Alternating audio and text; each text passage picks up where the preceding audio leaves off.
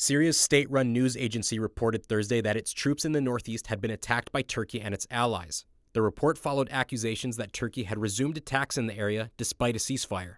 The Kurdish-led Syrian Democratic Forces, or SDF, tweeted Thursday morning that Turkish troops and a number of mercenaries had attacked 3 villages.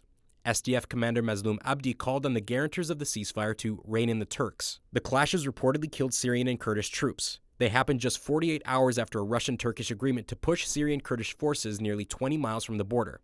They also followed the withdrawal of U.S. troops from the area and come one day after the U.S. lifted sanctions on Turkey. The SDF, meanwhile, has accused Turkey of human rights abuses. Turkey is not held into its commitment and what it has promised Vice President Pence when he was in Ankara. There are human abuses against all Syrians there, especially against religious minorities.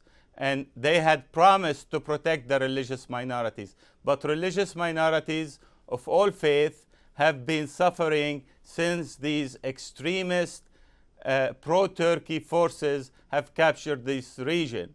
Turkey's defense ministry didn't respond to the SDF report, but said its own soldiers had been wounded by the YPG militia, a component of the SDF that Turkey considers a terrorist group. Turkey says it's honoring the ceasefire, but will still confront Kurdish fighters in the territory it believes to be its own. Our soldiers have always been very careful. The militia that we supported in Syria also have been careful in not attacking the civilians. When we began this operation, a lot of people, countries, officials, analysts, and others have claimed that the civilians will be harmed, hundreds of thousands of people will be fleeing, the Kurdish people will be attacked, demography will change. None of that happened.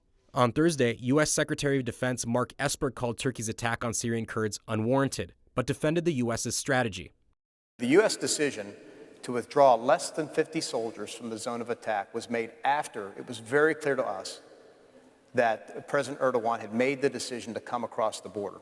And I was not about to put less than 50 U.S. soldiers in between a 15,000-plus man Turkish army preceded by Turkish militia and jeopardize the lives of our young service members. And oh, by the way, I'm not about to start a fight with a NATO ally.